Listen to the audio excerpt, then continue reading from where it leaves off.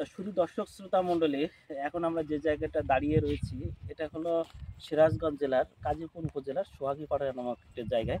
তো এইখানে আজ আমরা একটা যুবরাজ ভুট্টার ক্ষেত দেখতে এসেছি।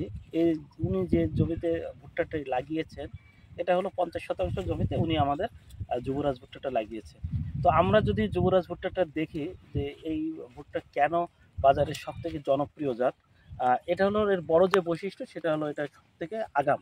এবং দেখেন একটা মোচাটা আকৃতিতে অনেক লম্বা এবং দানাগুলো পরিপুষ্ট এবং মোচার যে গঠন এটা কিন্তু খুব সুদৃঢ়।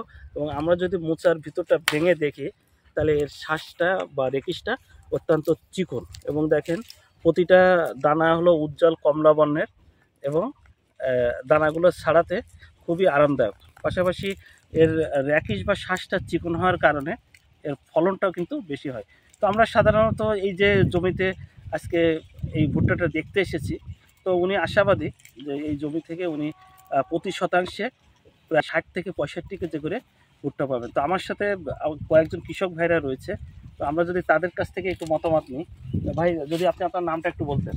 কিনা মোহাম্মদ জহুরুল ইসলাম। তো এই যুবরাজ ভুট্টা কেন আপনার কাছে সব থেকে পছন্দের হয়, কি বৈশিষ্ট্যের কারণে এটা আপনার কাছে ভালো লেগেছে?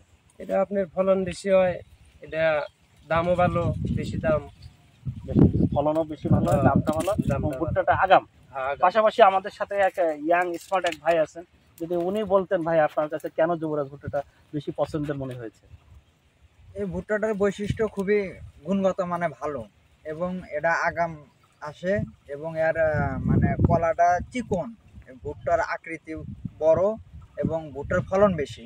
প্রতি শতাংশে দেখা যায় যে 50 থেকে 60 কেজি বা তারও ঊর্ধ্বে আসে। এজন্য এটা মানে আমাদের কাছে বেশি জনপ্রিয়। তো আমরা কি আশা করতে পারি যে সামনে যে মৌসুম আসবে সেই মৌসুমে আপনাদের মাঝে এই ভানুডাঙ্গার বা সোহাগীপাড়া যে সকল কৃষক ভাইরা রয়েছে তারা যেন প্রত্যেকে এই মেসেজটা পায়? হ্যাঁ, পাবে না কেন, এখন তো এটাই বেশি চলছে আর কি। তো ধন্যবাদ সবাইকে, আপনারা ব্র্যাকের সাথে থাকবেন এবং আবার দেখা হবে অন্য কোনো মাঠে, অন্য কোনো ফসলের জমিতে। খুদা হাফেজ।